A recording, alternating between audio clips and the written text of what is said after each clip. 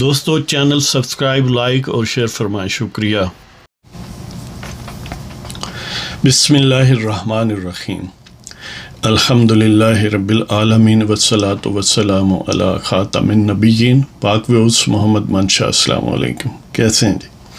بات کرتے ہیں جو الیکشن کمیشن بمقابلہ طریق گوگی زادہ یہ جو کشمکش ہے اس وقت، کہ یہ تو آپ جان ہی چکے ہیں کہ بنی گالہ کا جو چور ہے جی، ہم اس لیے یہ فریزالوجی یوز کرتے ہیں کیونکہ یہ ان کی پسندیدہ ہے، ورنہ ہمیں یہ پسندیدہ نہیں ہے۔ تو بہرحال بنی گالہ کے چور نے آپ کو پتہ ہے پنجاب اسمبلی میں یہ قرارداد پاس کروائی ہے الیکشن کمیشن کے متعلق کہ چیف الیکشن کمشنر مستعفی ہوں، اور ساتھ یہ بھی ہے کہ اپنی جو لیگل ٹیم ہے اس کو وہ تیاری یعنی فل گیئر میں ہے کہ تیاری کر رہے ہیں الیکشن کمیشن کے چیف کے خلاف ریفرنس فائل کرنے کا۔ آپ کو پتہ ہے کہ چیف الیکشن کمشنر کو ایک کانسٹیٹیوشنل تحفظ حاصل ہے، بالکل جس طرح کسی ہائی کورٹ کا یا سپریم کورٹ کا جج جو ہے اس کے خلاف سپریم جوڈیشل کونسل میں ریفرنس فائل ہو سکتا ہے، اس کے علاوہ اور کوئی کارروائی نہیں ہو سکتی، بالکل اسی طرح جو چیف الیکشن کمشنر ہے اس کے خلاف بھی ریفرنس فائل ہو سکتا ہے، اور یہی ایک طریقہ ہے اس کو اکاؤنٹیبل ٹھہرانے کا باضابطہ انداز میں، جس کا نتیجہ ظاہر ہے اگر سپریم جوڈیشل کونسل اس حق میں ہو تو اسے ریموو بھی کیا جا سکتا۔ لہذا اگرچہ یہ نامینی تو خود خان صاحب کا ہے، لیکن ظاہر باوجود اسے یہ پسند نہیں ہے۔ سبب یہ ہے کہ جس طرح کوئی کسی ٹریپ میں پھنستا ہے نا جی، اب حالانکہ یہ ٹریپ کوئی الیکشن کمیشن نے نہیں بچایا، یہ کسی اور نے نہیں بچایا، یہ ان کی گوگیوں اور گوگوں نے ہی بچایا ہے۔ اور آپ کو یہ بھی پتہ ہے کہ آل سامری اور جو آل سامری پارٹ 2 ہیں جی، بندیال صاحب یا اس علق کے لوگ، وہ تو بہرحال چور عمران کے ساتھ ہی تھے اور بڑی حد تک ساتھ ہی ہیں، خاص طور پر ان کی ورژن جو جوڈیشل ورژن ہے وہ تو بہرحال دامے در میں سخن ان کے ساتھ ہے۔ تو یہ پھر کیوں اتنی ہنگامہ آرائی ہے، کیوں شور و غوغا ہے، کیوں چیخیں جو ہیں ان کی آسمان تک سنائی دے رہی ہیں، حالانکہ ابھی کوئی فیصلہ آیا نہیں ہے، لیکن پرابلم یہ ہے کہ فیصلہ بہرحال آنا ہے، محفوظ ہے، کب تک محفوظ رہے گا، کبھی تو غیر محفوظ ہوگا، لیکن شنید یہی ہے کہ آئندہ ایک ہفتے میں 10 دن میں میکسیمم، یعنی 10 اگست سے پہلے کچھ نہ کچھ ہونے والا ہے، اور ہونے والا یہی ہے کہ فیصلہ آنے والا ہے، اور فیصلہ یعنی جس طرح وہ اشراط الارض کو ایک آنے سے پہلے اندازہ ہو جاتا ہے، یہ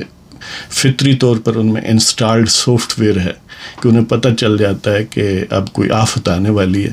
کوئی زلزلہ آنے والا ہے، کوئی سونامی آنے والا ہے، تو وہ موومنٹس شروع کر دیتے بڑی ہنگامی بنیادوں پر اور بڑی تیزی سے۔ بالکل اسی طرح جو طریق گوگی زادہ ہیں وہ اپنے پیشوا عمران چور کی سربراہی میں، اور جو پنکی چورنی اس کے آشیرواد کے ساتھ، اس کے منتروں کے ساتھ اب پوری طرح ایکٹیویٹڈ ہے کہ کیا کیا جائے، اس کو کاؤنٹر کیسے کیا جائے۔ انہوں نے ملٹی پرانگڈ اسٹریٹجی بنائی ہے۔ ایک تو ظاہر ہے وہ الٹا چور کو توال کو ڈانٹے کہ اتنا شور مچاؤ کہ دنیا میں گویا ایک سموک سکرین کریٹ کر دو کہ کوئی اچھائی برائی کی تمیز نہ رہے، ہیں جی، یا یہ ہے کہ جھوٹ کو سچ ثابت کرو اور سچ کو جھوٹ، اور ظاہر ہے انسیسنٹ پروپیگنڈے کا اپنا ایک امپیکٹ ہوتا ہے۔ یہی وجہ ہے کہ ایک سیکشن آف پاپولیشن بہرحال گوگی زادے بنا دیے گئے ہیں، جو گویا شاہ دولہ ولی کے چوہوں کی ایک عمرانی ورژن ہے۔ تو بہرحال ایک تو یہ ہے کہ شور مچاؤ، دوسرا یہ ہے کہ اویلیبل جو بھی ان کے پاس چینلز ہیں فارمل انداز میں، جیسے پنجاب اسمبلی ہے، خیبر پختونخوا ہے، وہاں ان کے خلاف قراردادیں منظور کرواؤ، وہ بھی ایک پروپیگنڈے کا طریقہ ہے، ایک شور مچانے کا طریقہ ہے۔ اور پھر یہ ہے کہ تھریٹ کہ ہم یعنی ریفرنس فائل کروا رہے ہیں اور پھر صبح شام بیان بازی وغیرہ۔ لیکن یہ سب چیزیں چیف الیکشن کمشنر کو ان کی کانسٹیٹیوشنل جو ڈیوٹی ہے، ظاہر ہے وہ کوئی بندیال 2 تو ہے نہیں، لہذا ان سے یہی توقع کی جا سکتی ہے، اور بالکل یہ بات کم و بیش یقینی ہے کہ آئندہ 5 سے 10 دنوں میں فیصلہ آنے والا ہے، اور فیصلہ کیا آئے گا یہ بھی ان کی حرکات سے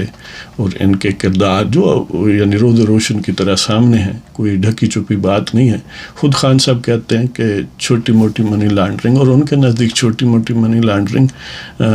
چند سو ارب روپیہ یا چند ایون کھرب روپیہ بھی چھوٹی موٹی ہی ہے جی،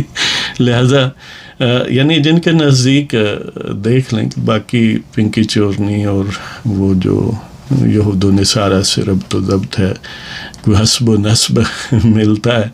تو اس والے سے وہ کوئی بہت بڑی باتیں نہیں ہیں، وہ چھوٹی موٹی بات ہے۔ اس طرح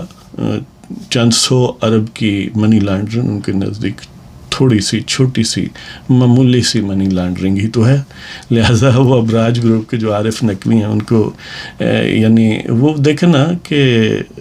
خان صاحب کن کن کے وکیل ہیں، گوگی کے وکیل ہیں، پنکی چورنی کے وکیل ہیں، خیر ان کے تو سرتاج ثانی بھی ہیں، اور عارف نقوی کے ہیں۔ تو بہرحال یہ ہے کہ یہ اب کوئی کہنے کی ضرورت نہیں ہے کہ فیصلہ یقیناً ایسا آئے گا جو طریقے گوگی زادہ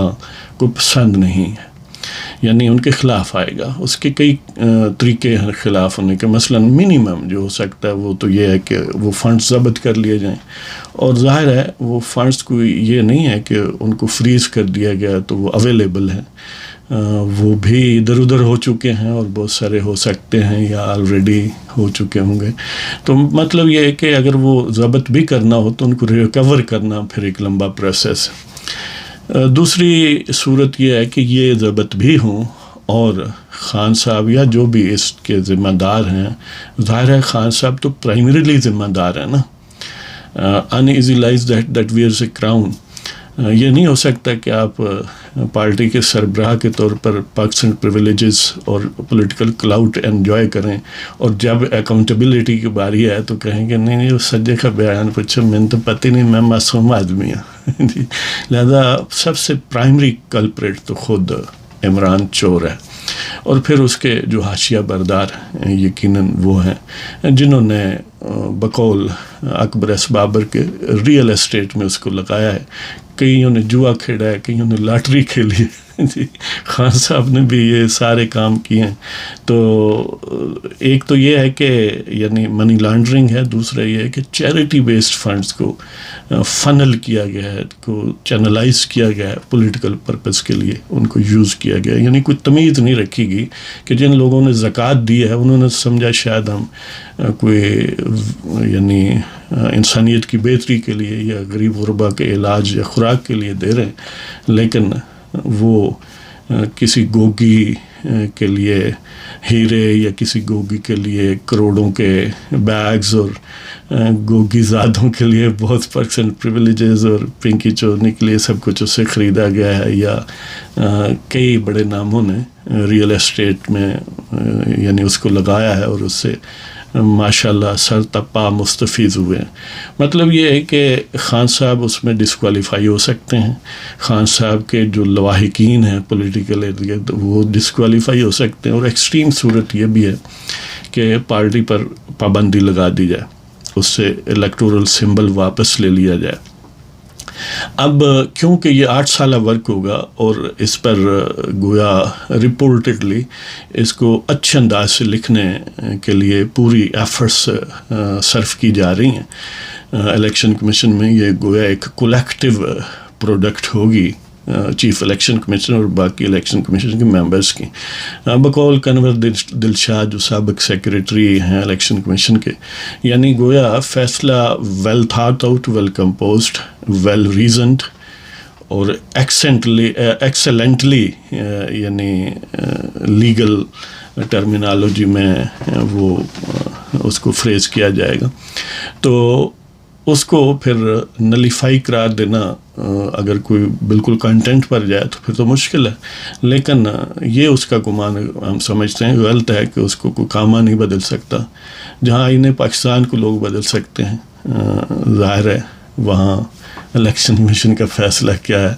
تو یہ فیصلہ یقیناً آئے گا، اور پی ٹی آئی کے لیے گویا یہ ایک سیاسی موت واقع ہو سکتی ہے اس کی، لیکن ان کے ساتھ ان کے پاس ایک لائف لائن ہے جس کو بندیال لائف لائن کہتے ہیں. لیکن اب مسئلہ یہ ہو گیا ہے کہ بندیال لائف لائن بھی جو ہے وہ اس کے سوتے جو ہیں وہ بند ہونے لگے ہیں. یہ تو آپ نے دیکھ لیا کہ بندیال صاحب نے جو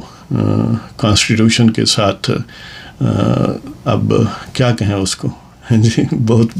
برے الفاظ سے لوگ کہتے ہیں، بہرحال جو انہوں نے زیادتی کی ہے کانسٹیٹیوشن کے ساتھ کہ اس سے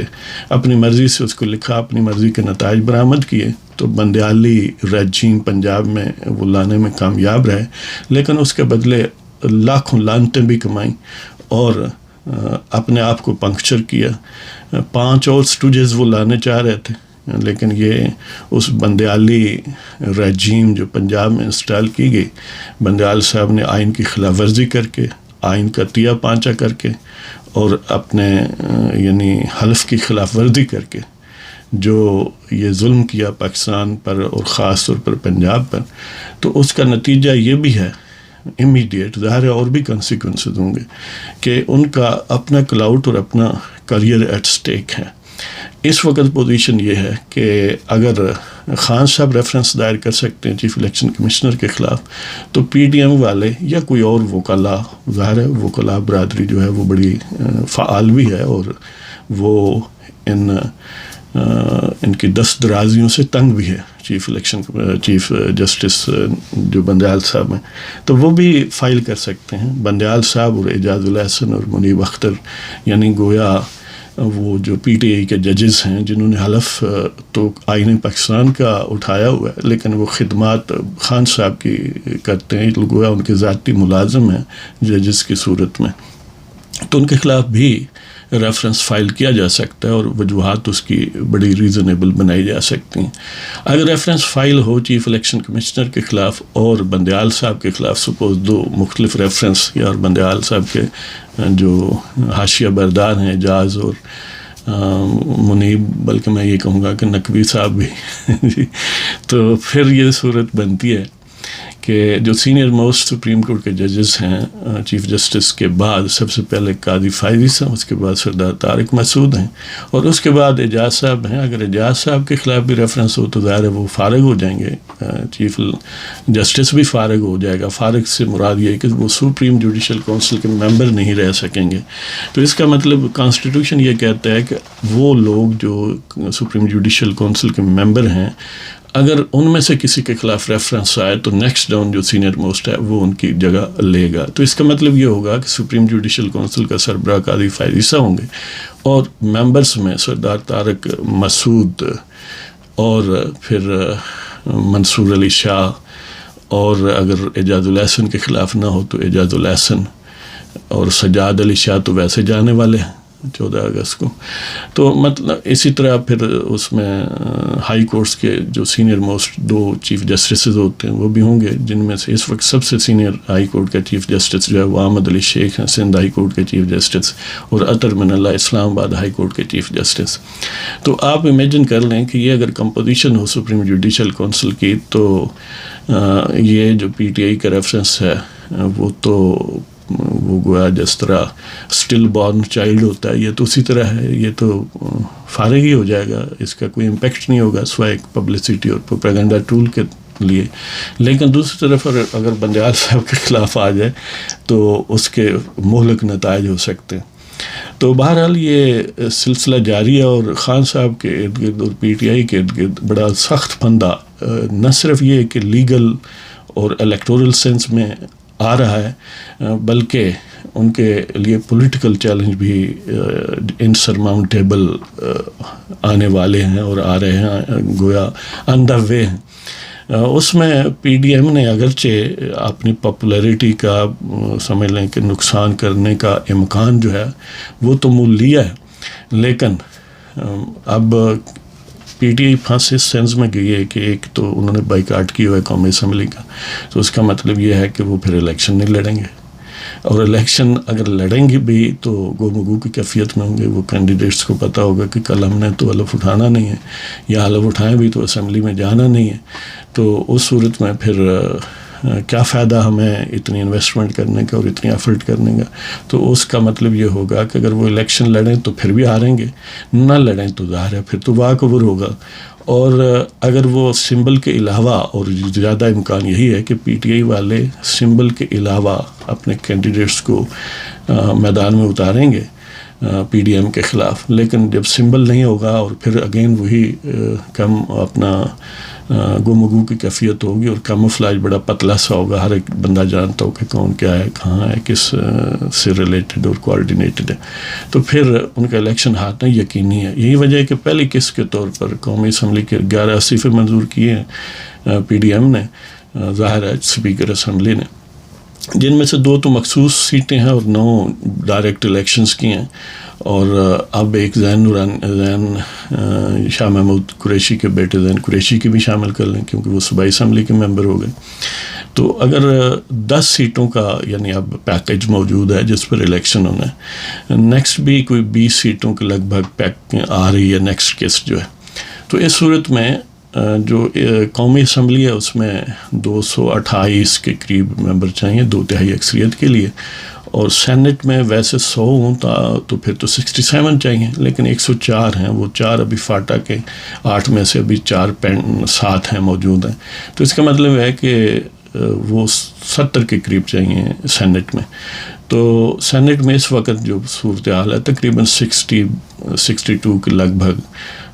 جو پی ڈی ایم ہے اس سے ہمدردی رکھنے والے لوگ ہیں سینیٹرز. اور قومی اسمبلی میں 131 ظاہر پی ٹی آئی کے ہیں، 131 نکال لیں، یا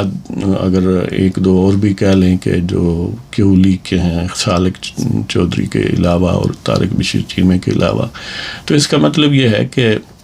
یعنی 1-2 قسطیں اگر اور آ جائیں